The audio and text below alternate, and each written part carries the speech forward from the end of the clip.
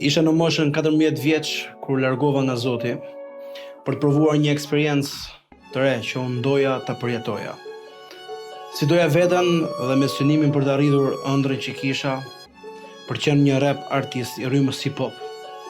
Kam luftuar shumë net me veten dhe ëndrat e mia për ta bërë të mundur. Isha i apasionuar, plot energji dhe nuk doja të ndaloja për asgjë. Por brenda meje isha akoma bosh. Vi nga lagjet plot zhurmë, aty u rrita brenda sukth, krisma armë dëgjova shumë, shokë që i kisha si pash kur, disa zgjodhen me jetu, disa zgjodhen shpejt me shku, se jeta na kish mësu kokë fort me jetu. I bona do zjedhe ka pu me fillim, por me drogu rinin.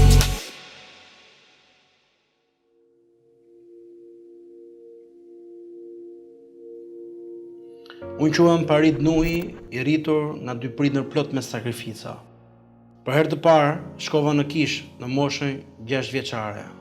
Motra ime ishte 7 vjeçe në atë kohë dhe në lagjen tonë kishte një kish, e cila mblidhte të gjithë fëmijët ku luanim dhe argëtoheshim, aty dëgjoj një zhurmë shumë e madhe.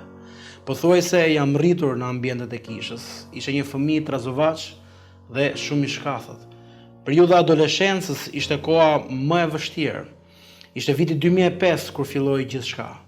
Muzika hip hop kishte hyrë në Shqipëri dhe sigurisht ne të rinjt e përqafuam këtë rrymë, duke parë që muzika hip hop do të na jepte mundësi të shpreheshim nëpërmjet vargjeve si revolt apo të rebeloheshim ndaj sistemit që ne jetonim, madje edhe për kundërshtuar armiqtë tanë. Kjo ishte edhe periudha që unë u largova nga kisha. Gjithashtu, ishte edhe periudha që unë u rebelova ndaj çdo lloj gjëje tjetër. Në shkollë isha bërë problematik, në shtëpi sillesha si normalisht, por mami ishte ajo që më thonte shpesh, ti duhet të kthehesh në kishë sepse ke ndryshuar shumë. Në vitin 2007, pas 2 viteve krijova studion tim të vogël. Shumë vështirë ishte në atë kohë që të kisha një kompjuter apo programe të ndryshme, por fal ndihmës familjes edhe miqve arrita që t'i kem. Muzika për mua ishte si motiv jete. Unë jam një person që nuk parashprehem me fjalë të mëdha dhe ndonjëherë nuk di të tregoj dashurinë që kam për tjerët.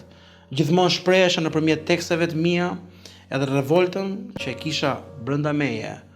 U shkruaja vazhdimisht tekste edhe i këndoja. Vit pas viti, nga viti 2007 deri në vitin 2010, studio mori për masa më të mëdha. Ajo u zhvillua dhe më pas edhe si biznes. Në ato vite e pati një fluks të rinj që e përqafuan këtë rrymë, pra muzikën hip hop, dhe ata kërkonin një hapësirë për të shprehur. Muzika hip hop solli shumë problematika tek të rinj, gjithashtu edhe tek unë. Asnjëherë nuk mendoja që muzika do të më dërgonte në një rrugë tjetër që ishte akoma më e errët se sa vetë ajo. I përfshirë shumë rreth çështjeve të hip hopit, jeta ime mori një tjetër drejtim. Luftoja shpesh herë me armiqt imagjinar, por edhe ato real. Dukesha sikur isha përmbushur në një pjesë në arritet e mia, por brenda meje ndjehesha akoma bosh. Dhe ishte një periudhë kohe që shpesh herë i thoja vetes jam i lodhur. Muzika nuk ishte më thjesht muzikë, por ishte vendi ku mund të shprehesha ato që nuk mund t'i thoja diku tjetër. Shumë shpejt u përfshiva në shpërndarjet e kanabis. Në studio kisha armë zjarri, isha i përfshirë në konflikte të ndryshme, ndonjëherë edhe pa arsye. Arrita në një gjendje që nuk po shija më. Dukesha si çdo gjë ishte kundër meje dhe unë duhet të luftoja me atë. Isha çdo ditë shumë i inatosur dhe lot i nat brenda vetes. Se kuptoja që diçka kishte ndryshuar në mua, por nuk po arrija dot ta kundërshtoja atë. Mendoja familjen. Ato kishin besim tek unë. Kisha më shumë merakun e tyre. Në vitin 2010 mendova Zotin.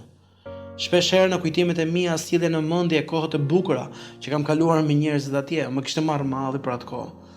Gjithashtu edhe për veten. Me mikun tim të ngushtë shpesh herë kam menduar që duhet të kthehem në kish, por kishte shumë gjëra përpara që na pengonin. Mendoja vazhdimisht për të kthyer, por nuk leja dot pas atë që unë kisha ndërtuar. Një miku im pati një keqkuptim me një grup tjetër muzikor. Ishte koha kur grupet konfliktoheshin me njëri tjetrin. Dhe unë isha në mes të kësaj gjëje për që ndërmjetësi i miku tim dhe atij grup çunash që të zgjidhin këtë mosmarrëveshje.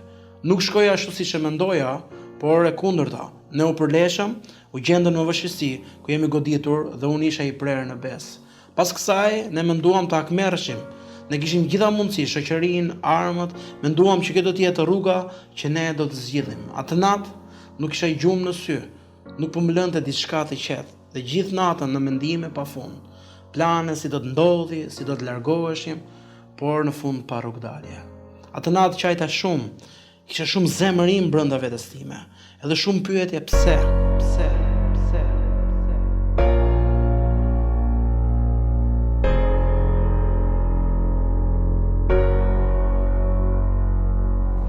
Herët në mëngjes, pasi kisha dremitur pak, u zgjova me një zemër tjetër, me një mendje tjetër. Në atë kohë kisha tentuar 2 herë të kthehesha në Kish me një pjesëmarrje të pjesshme, por kisha mendimin në kokën time se nuk jam për atë vend dhe nuk do të jem i pranuar.